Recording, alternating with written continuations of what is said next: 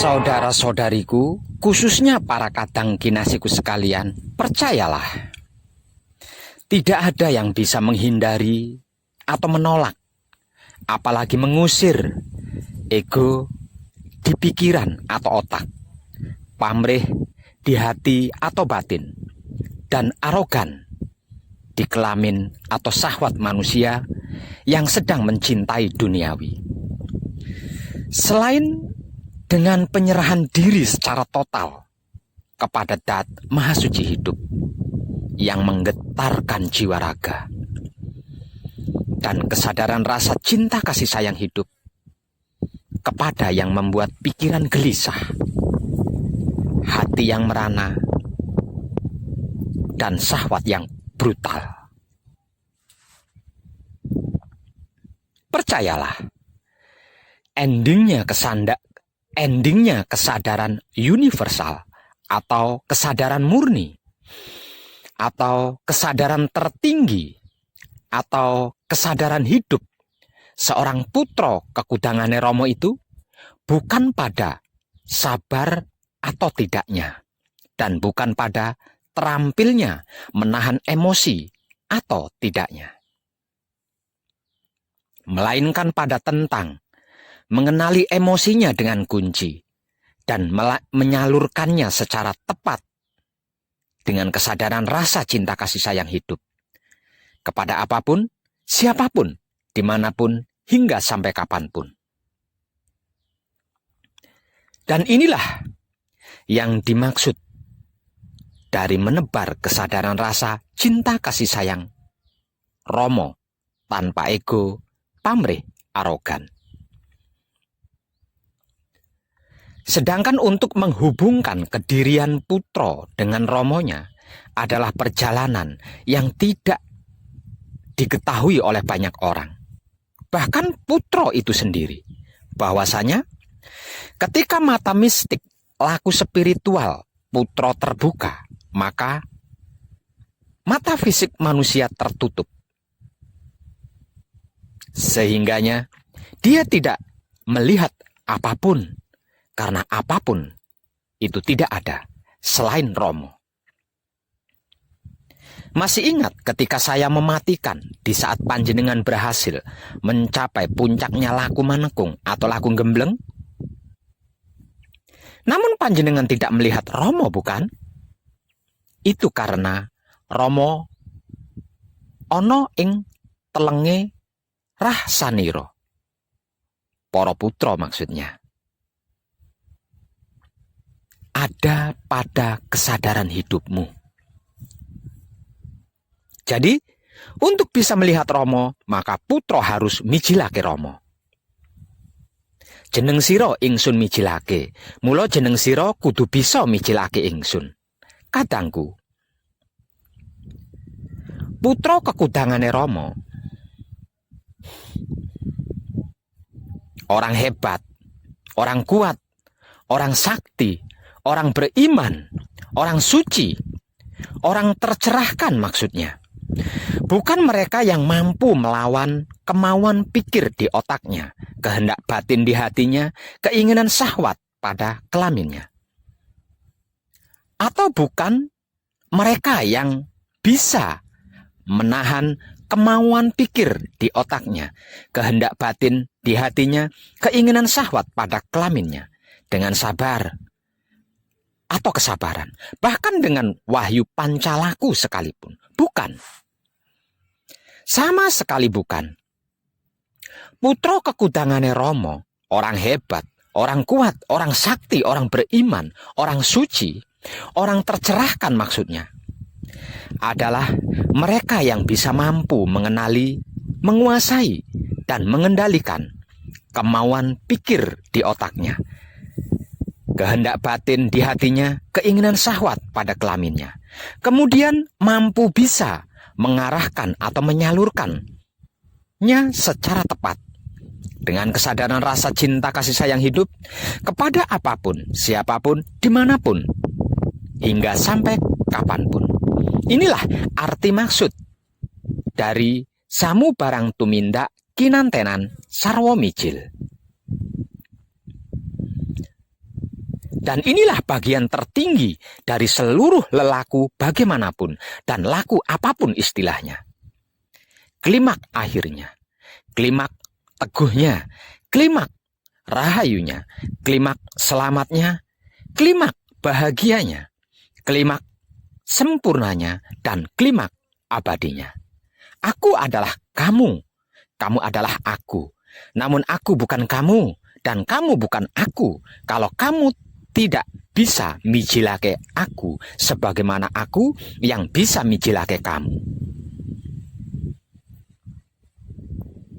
Para kadang kinasiku sekalian, betapapun pintar dan pandai atau fasih serta lihainya seseorang berbicara tentang keilmuan dalam hal dan bidang apapun, terutama tentang ilmu agama, jikalau masih ada kebencian, sirik, iri, dengki, buli, hasut, fitnah, dan dendam,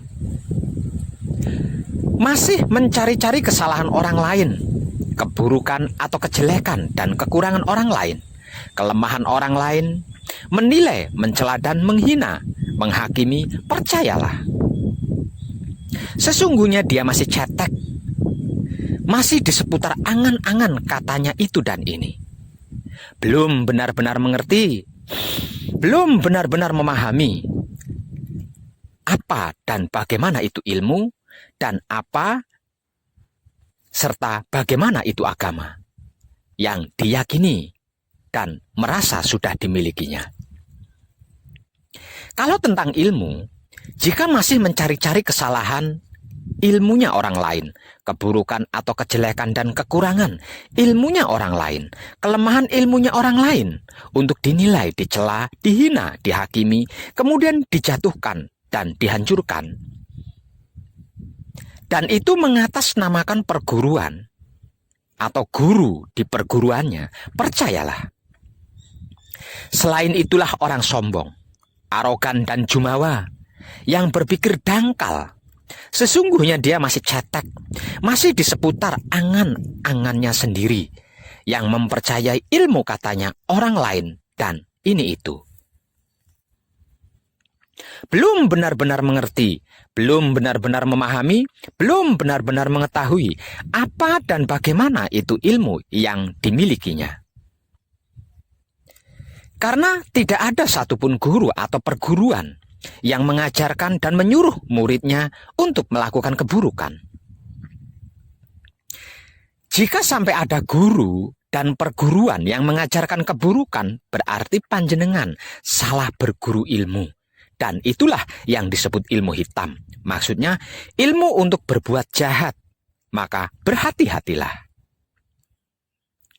Sedangkan kalau tentang agama, jika masih ada kebencian, sirik, dengki, buli, hasut, fitnah, dan dendam, masih mencari-cari kesalahan agamanya orang lain,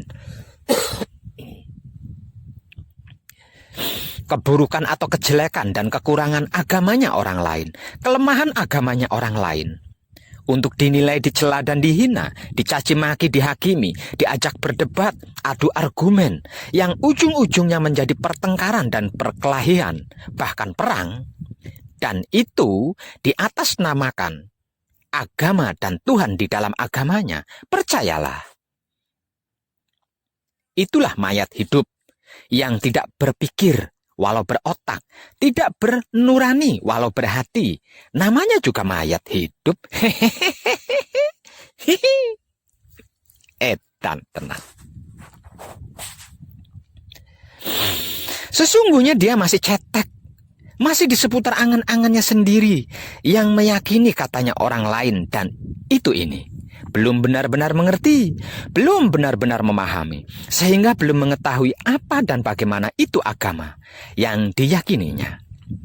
Karena tidak ada satupun agama dan Tuhan di dalamnya yang mengajarkan dan menyuruh pengikutnya untuk melakukan keburukan.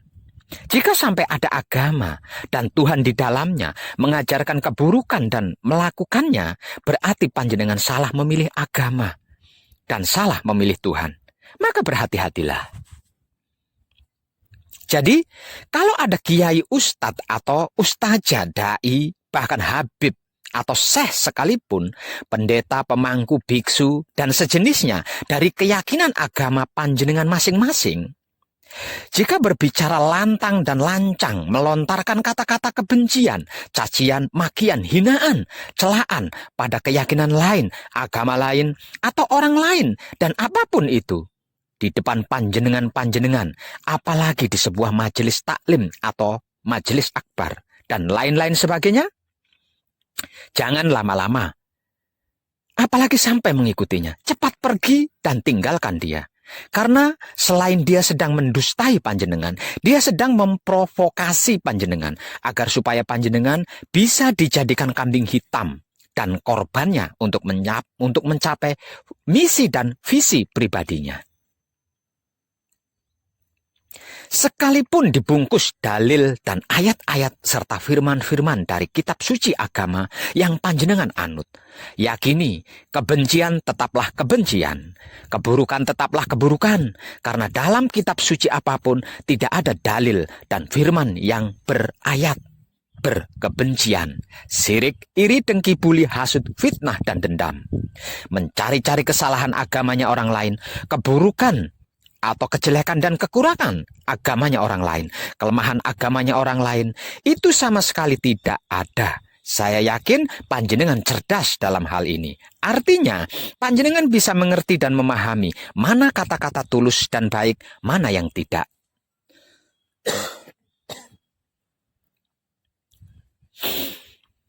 Terlebih lagi jika seorang itu mengaku putra Romo dengan mengatasnamakan namanya Romo, dan kunci dia mencari-cari kesalahan orang lain, keburukan orang lain, kejelekan orang lain, kekurangan orang lain, kelemahan orang lain, apalagi kepada sesama putra Romo. Kepada keyakinan orang lain, termasuk agama, dicari-cari kesalahannya, keburukannya, kejelekannya, kekurangannya, kelemahannya, untuk dihina, dicela, dicaci maki, tanpa sadar di akte kelahirannya, di KTP-nya, di ijazahnya, di surat nikahnya, dan lain-lainnya tercantum agama. Maka, selain itulah orang munafik dan pecundang. Sesungguhnya dia bukan putra Romo. Dia hanya ikut-ikutan demi misi dan visi pribadinya, dan sedang menjadikan panjenengan sebagai korban dan batu loncatan untuk mencapai misi dan visi pribadinya. Maka segera tinggalkan sebelum panjenengan kemomoran dan menjadi kambing hitam korban misi dan visi pribadinya. Kadang kinasiku, saudara-saudariku, ketahuilah dengan kesadaran hidupmu. Manusia itu adalah makhluk yang terbatas, sedang yang dimaksud Tuhan, apapun sebutannya, adalah bukan makhluk dan tidak terbatas. Jadi, bagaimana mungkin kita sebagai makhluk yang terbatas ini merasa memiliki kemampuan bisa mengerti sesuatu yang jauh dari kapasitas kita, bisa memahami esensi di luar kemampuan kita yang terbatas ini. Kalau ini sampai terjadi, apakah itu bukan ego pamrih dan arogan diri yang sedang bermisi dan bervisi? Coba renungkan dan renungi dengan sadar. Jangan terburu-buru menyimpulkan dulu. Renungi dan renungkan saja dulu. Kira-kira iya begitu? Apa iya begitu? Ini dan disinilah salah satu akar masalah dari masalah-masalah yang tidak manusiawi paling utama, yang sedang tumbuh berkembang di NKRI, yang sama-sama kita cintai ini. Bahkan bisa jadi akan menjadi pemicu paling utama terjadinya aksi Panglima Sapu Jagat yang bakal terjadi sekitar tahun 2025 nanti. Sebab dari pengertian dan pemahaman makhluk terbatas ini, akibatnya tidak sedikit jumlahnya orang-orang terjebak dalam cara berpikir di mana mereka memanusiakan Tuhannya. Sehingga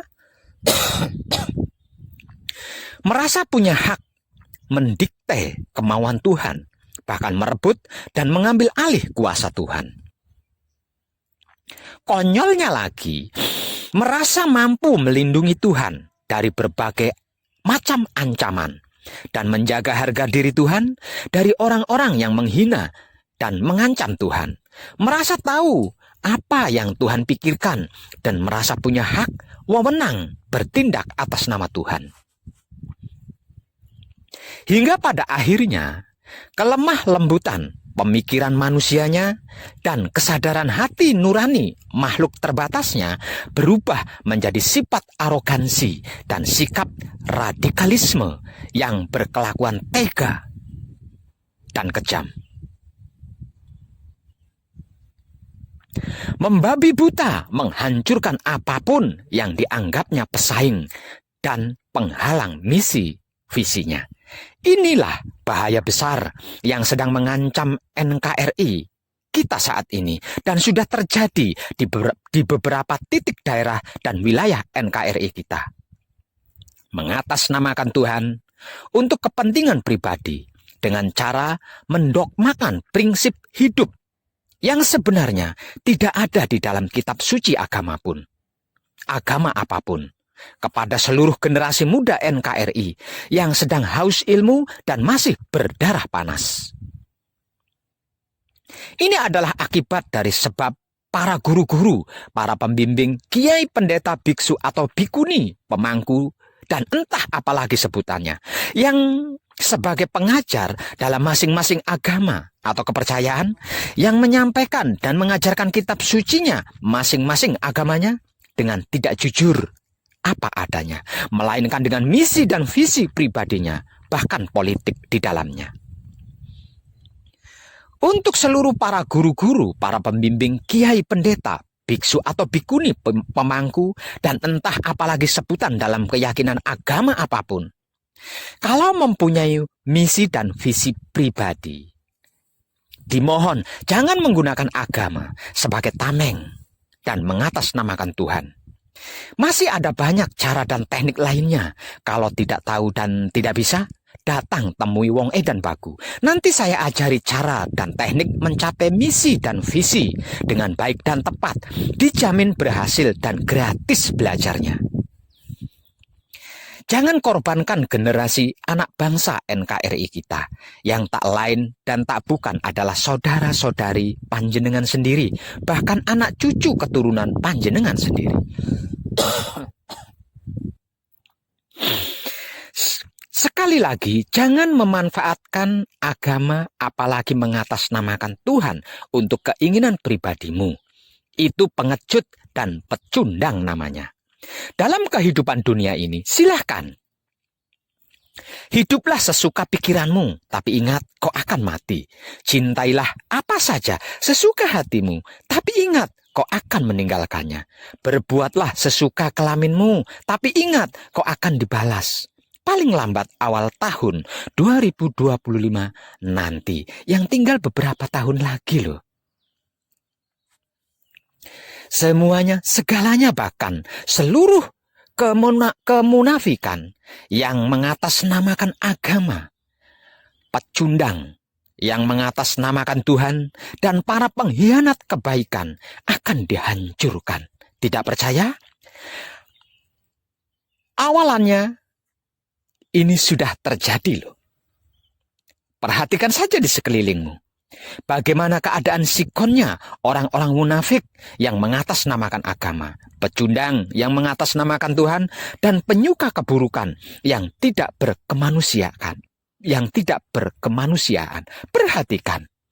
Untukmu yang sudah sadar dan bertaubat serta sudah memperbaiki laku diri, kita tunggu bersama-sama puncaknya ya.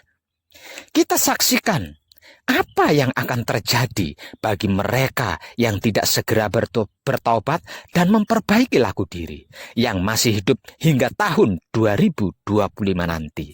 Namun, tidak mau sadar diri dan bertaubat serta memperbaiki laku. Edan tenan. Tercerahkanlah kita semuanya, dan salam setuhan penuh cinta kasih sayang dari dalam lubuk hati saya, Wong Edan Bagu yang paling dalam. Selamat, selamat, selamat, rahayu, rahayu, rahayu, damai, damai, damai tentram. Saya Wong Edan Bagu ngaturaken sugeng rahayu lir ing sambikala amanggih yuwana, pinayungan mring ingkang maha suci. Basuki yuwana teguh rahayu selamat. Berkah selalu untuk semuanya tanpa terkecuali, terutama para sedulur, khususnya para kadang konto dan kanti anom serta sepuh saya yang senantiasa direstui yang dat maha suci hidup. Om Santi, Santi, Santi, Om. Wassalamualaikum warahmatullahi wabarakatuh. Terima kasih, terima kasih, terima kasih, dan salam kebajikan. Saat ini, saya sedang berada di Putra Agung Parahyangan, Jagatkarta. Satu-satunya pura terbesar, tempat bersemayam dan pemujaan terhadap Parahyang atau leluhur Sunda Pakuan Pajajaran di wilayah Jawa Barat, tepatnya di kaki Gunung Salak, Ciapus, Kecamatan Taman Sari, Kabupaten Bogor. Tempat di mana Sri Baduga Maharaja, Sang Ratu Dewata alias Prabu Siliwangi moksa bersama dengan hampir seluruh prajuritnya demi untuk menghindari perang dengan anak cucunya. Seperti apa tempatnya? Ikuti saya.